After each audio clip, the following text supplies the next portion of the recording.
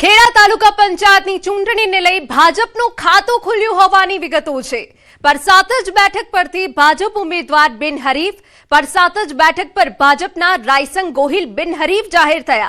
ચૂંટણીમાં ઉમેદવારી ફોર્મ ભરવાના અંતિમ દિવસે બિનહરીફ થયા છે। अन्य कोई उम्मीदवारे फॉर्म न भरता रायसंग गोहिलनी जीत थई होवानी विगत जेना दृश्यो में आपने बतावी रह्या छे। समर्थको अने ग्रामजनोए रायसंगभाई गोहिलनी जीतनी उजवणी करी छे।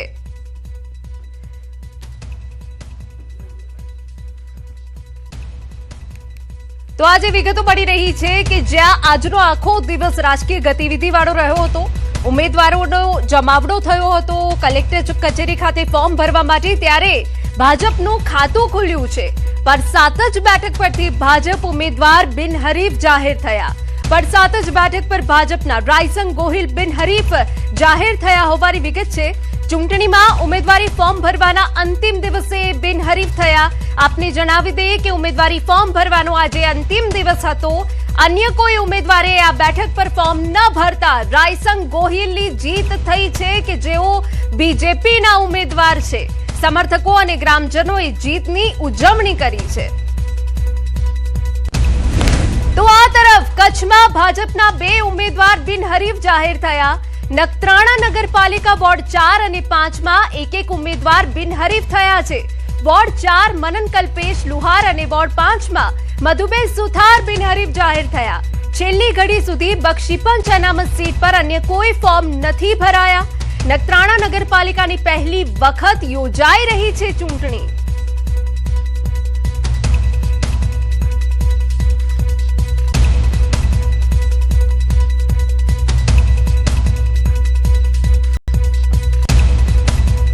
हमारा संवाददाता मेहुल વધુ વિગતે વાત કરવા જોડાયા છે। મેહુલ, પૂરી વિગત।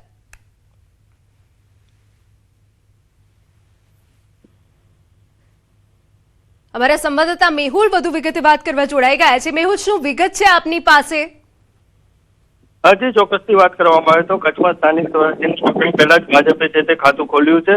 નખત્રાણા નગરપાલિકામાં ભાજપને 2 સીટ છે તે બિનહરીફ મળી છે। વોર્ડ નંબર 4 અને વોર્ડ નંબર 5 માં એક સીટ છે તે બિનહરીફ થઈ છે। અન્ય કોઈ પણ પક્ષે અહીંયા કને ઉમેદવારી ન નોંધાવતા ભાજપને છે તે આ 2 સીટ છે તે બિનહરીફ મળી છે। જો વાત કરવામાં આવે તો બક્ષીપંચ અનામત સીટ હતી અને બંને સીટ છે તે ભાજપને હાલ છે તે બિનહરીફ મળી છે। જી बिल्कुल आभार। तो वोर्ड नंबर 4 અને 5 ના એક ઉમેદવાર બિનહરીફ થયા હોવાની વિગત। વાત હવે અમદાવાદની કરીએ તો મતદાન પહેલા ભાજપને મળી શકે સારા સમાચાર। મતદાન પહેલા ભાજપને મળી શકે છે જીત। વાસણા બેઠક પર જીતી શકે છે ભાજપના ઉમેદવાર।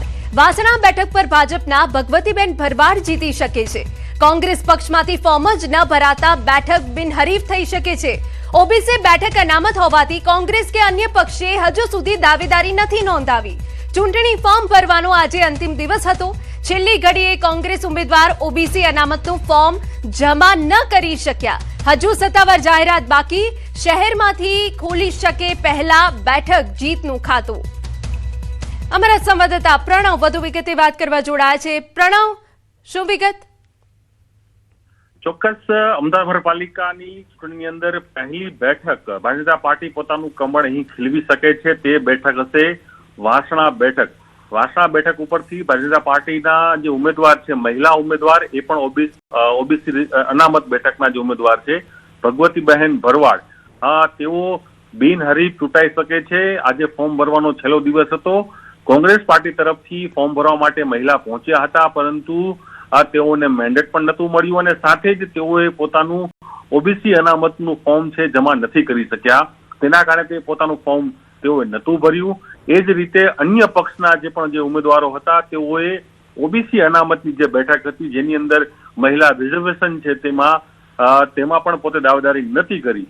એટલે સ્પષ્ટપણે અહીં થઈ ગયું છે કે વાસણા બેઠક ઉપર ભગવતીબહેન ભરવાડ તેઓ બિનહરીફ ચૂંટાઈ શકે છે। એટલે અમદાવાદ શહેરમાં પહેલું કમળ છે એ વાસણા બેઠક ઉપરથી ખીલી રહ્યું છે તેવું અહીં સ્પષ્ટપણે દેખાઈ રહ્યું છે।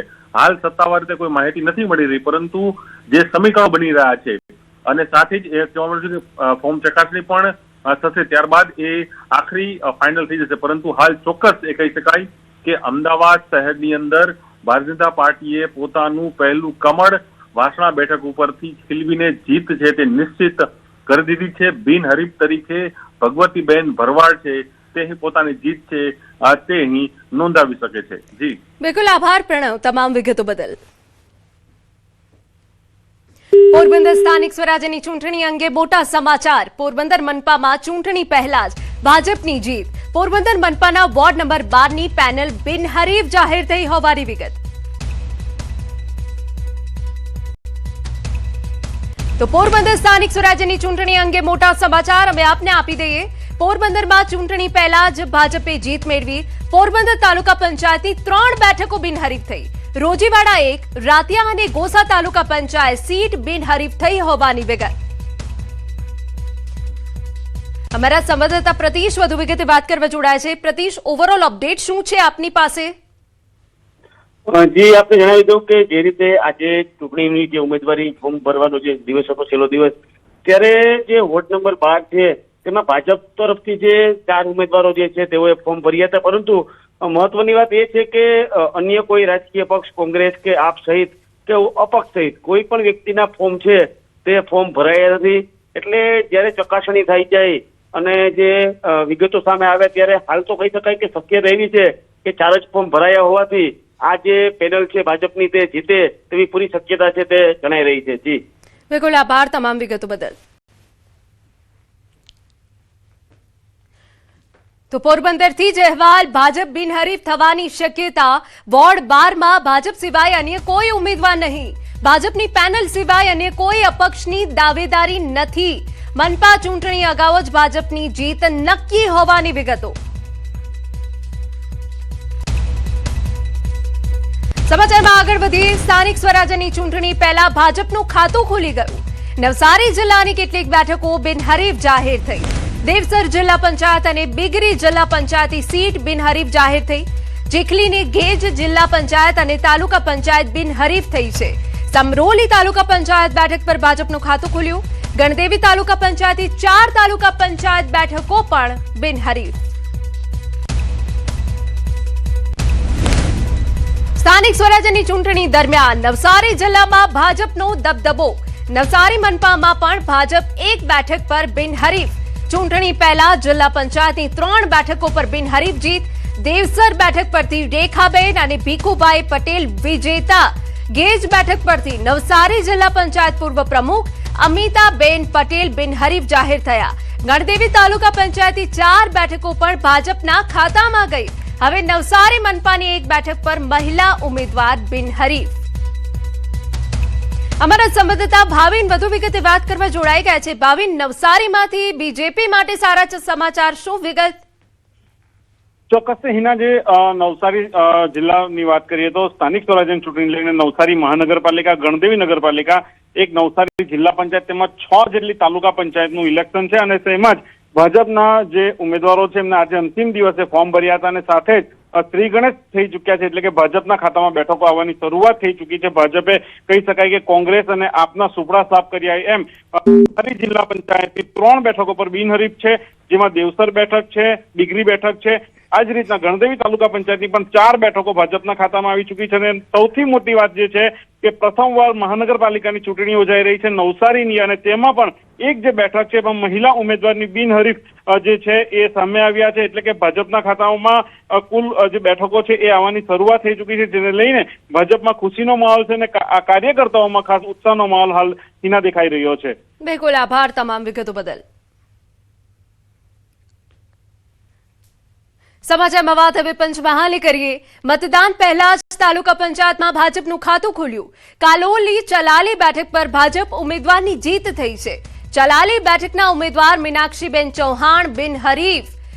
આપને જણાવી દઈએ કે જ્યાં રાજ્યપાલશ્રીની ઉપસ્થિતિમાં તાલુકા પંચાયત પર ઉજવણી. આજે ફોર્મ ભરવાના અંતિમ દિવસે અન્ય કોઈ ઉમેદવારનું ફોર્મ ન મળ્યું.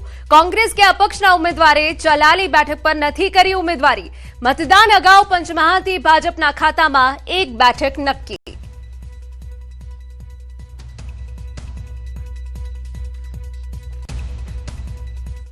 જ્યારે આજે ગુજરાતનું પ્રથમ કમળ અહીંયાથી ખીલ્યું છે, ત્યારે કાલોલની પણ હજુ બાકીના જે કમળ છે એ પણ ખીલવાના છે અને તમામ તાલુકા પંચાયત અને જિલ્લા પંચાયતનો ભવ્યથી ભવ્ય વિજય થવાનો છે. સમાચારમાં વાત સુરતથી કરી લઈએ. મહાનગરપાલિકાની ચૂંટણીમાં ગરમાવો. ભાજપ કોંગ્રેસ અને આપ વચ્ચે બબાલ થઈ હોવાની વિગત છે. કલેક્ટર કચેરી બહાર કાર્યકરો વચ્ચે ઝપાઝપી થઈ, જેના દ્રશ્યો અમે આપને ટીવી સ્ક્રીન પર બતાવી રહ્યા છે. આમ આદમી પાર્ટીના ખેસે પગતળે કચડ્યો. આપ ઉમેદવારોના સમર્થનમાં આવેલા ધારાસભ્ય ગોપાલ ઇટાલિયા સામે વિરોધ નોંધાવ્યો હોવાની વિગત. તો ભાજપ કોંગ્રેસ અને આપ વચ્ચે બબાલના દ્રશ્યો અમે આપને બતાવી રહ્યા છે. કલેક્ટર કચેરી બહાર જ કાર્યકરો વચ્ચે ઝપાઝપી થઈ હતી. આમ આદમી પાર્ટીના ખેસે પગતળે કચડ્યો હતો અને સાથે જ ગોપાલ ઇટાલિયા સામે આક્રોશ પણ વ્યક્ત કર્યો.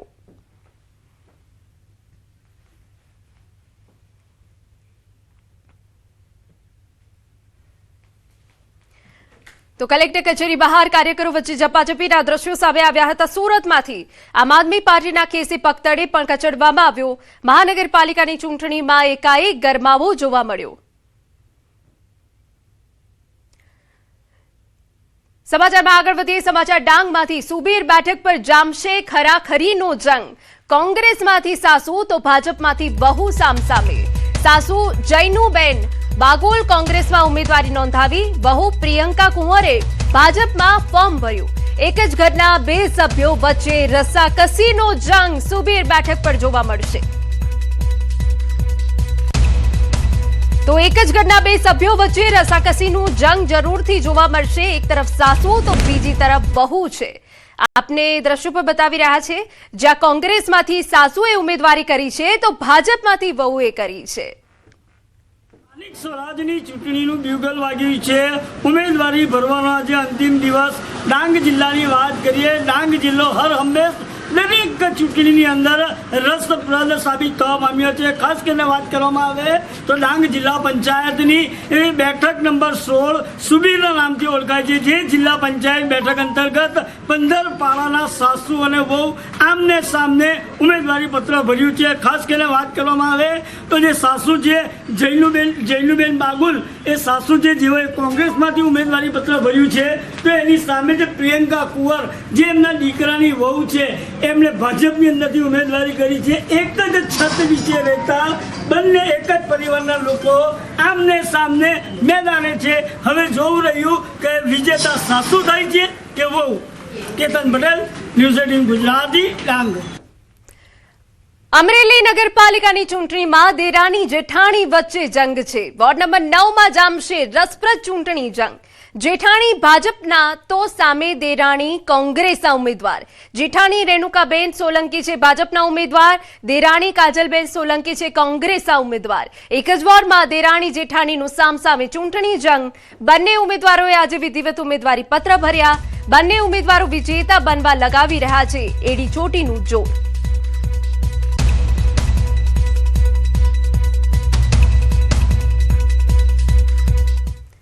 સમાચારમાં આગળ વધીએ. ચૂંટણી વચ્ચે પૂર્વ કેબિનેટ મંત્રીનું ચર્ચાસ્પદ નિવેદન.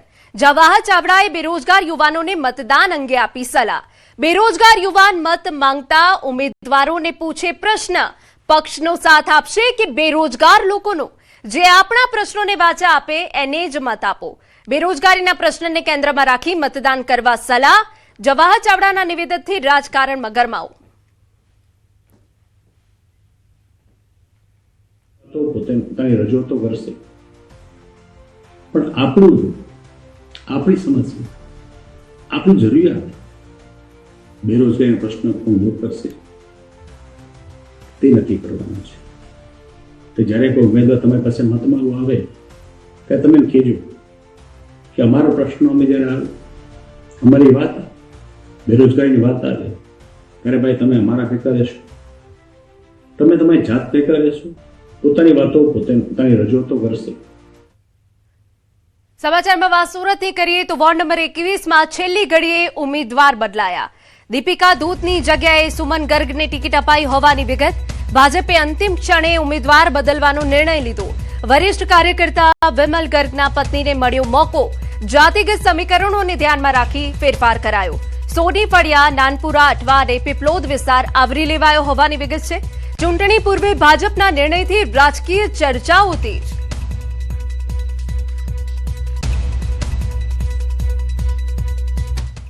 અરવલ્લી કોંગ્રેસના પૂર્વ ધારાસભ્યના ગામમાં કોંગ્રેસ સંગઠનમાં ગાબડું. ગામના 200 કાર્યકરો ભાજપમાં જોડાયા.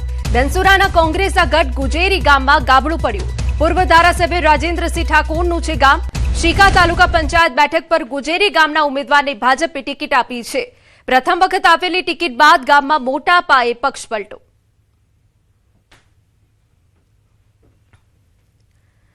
સમાચારમાં આગળ વધીએ. પોરબંદર મહાનગરપાલિકાની ચૂંટણી મામલે મોટા સમાચાર. ભારે વિરોધ બાદ ભાજપે મનપાના ઉમેદવાર બદલાવ્યા. વોર્ડ નંબર 2 ના 2 ઉમેદવારોને બદલવામાં આવ્યા. શિવરાજસિંહ જાડેજાની જગ્યાએ મહેન્દ્રસિંહ ચાવડાને રિપીટ કરાયા, જ્યારે ગીતા લક્ષ્મણ ઓડેદરાની જગ્યાએ નીમુ પાંડાવદરાને ટિકિટ અપાઈ છે. ઉમેદવારોના નામ જાહેર કરાયા બાદ અસંતોષને પગલે નિર્ણય લેવાયો.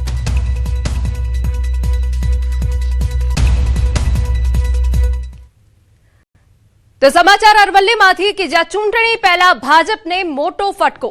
મેઘરજમાં ભાજપમાં ગાબડું પડ્યું. ભાજપ તાલુકા સંગઠનના ઉપપ્રમુખે રાજીનામું આપ્યું. આશરે 300 જેટલા કાર્યકરોએ રાજીનામું આપ્યું. આપણે જણાવી દઈએ, બેલ્યુ જિલ્લા પંચાયતે ટિકિટ ન મળતા નારાજગી. રાજીનામા બાદ હીરાભાઈ ડામોરની પત્નીએ અપક્ષ ઉમેદવારી નોંધાવી. ભારતીય જનતા પાર્ટીમાં ઉપપ્રમુખ તરીકે સંગઠનમાં હતો અને મેં બેલ્યો 3 જિલ્લા પંચાયત સીટમાં ટિકિટ માટે માંગણી કરી હતી, તો મને ભારતીય જનતા પાર્ટીએ ટિકિટ ના આપી. તો મારી સાથે અમારા વિસ્તારના 500 જેટલા કાર્યકર્તાઓએ ભારતીય જનતા પાર્ટીના તમામ બૂથ પ્રમુખોને બધાએ રાજીનામા આપી અપક્ષ તરીકે. તો અરવલ્લીમાં ચૂંટણી પહેલા આપને મોટો ઝટકો. આપ ઉમેદવાર લાલસિંહ ઠાકોર ભાજપમાં જોડાયા હોવાની વિગત. ધનસુરા તાલુકા પંચાયતના આપ ઉમેદવારે ભગવો પહેર્યો. અંતિમ સમયે રાજકીય સમીકરણ બદલાયું. લાલસિંહ ઠાકોરે સમર્થકો સાથે પહેર્યો ભાજપનો ખેસ.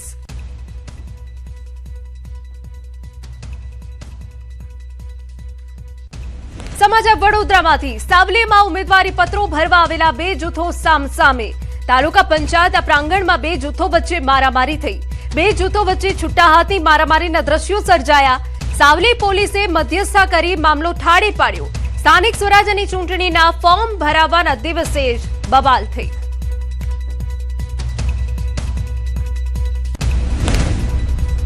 આગળ વધીએ તો મોરબી ભાજપના આંતરિક વિખવાદનો મામલો. પૂર્વ નગરપાલિકાના પ્રમુખ દેવા અવાડિયાની ટિકિટ કપાતા નારાજગી. દેવા અવાડિયા અને તેના પુત્રએ માંગી હતી ટિકિટ. બંનેની ટિકિટ કપાતા અપક્ષમાંથી ઉમેદવારી કરી. અંગત અદાવતના કારણે ટિકિટ કપાઈ હોવાના આક્ષેપો કર્યા. વોર્ડ નંબર 1 માંથી અપક્ષ પેનલ સાથે દીકરા અમિત અવાડિયાની ઉમેદવારી. આ એક મારી વ્યક્તિગત લડાઈ છે અને વ્યક્તિગત લડાઈના કારણોસર જ ક્યાંક ને ક્યાંક મારી ટિકિટ કપાણી છે.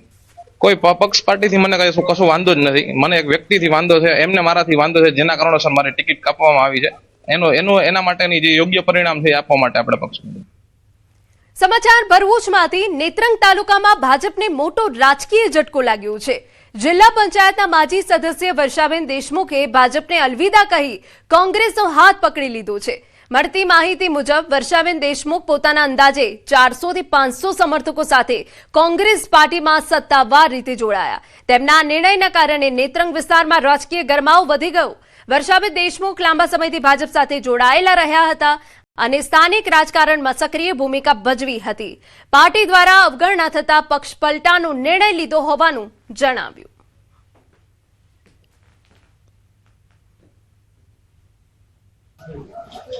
કોંગ્રેસમાં જોડાઉં છું અને મારા સમર્થકો મને કહે છે એટલે હું જોડાઉં છું.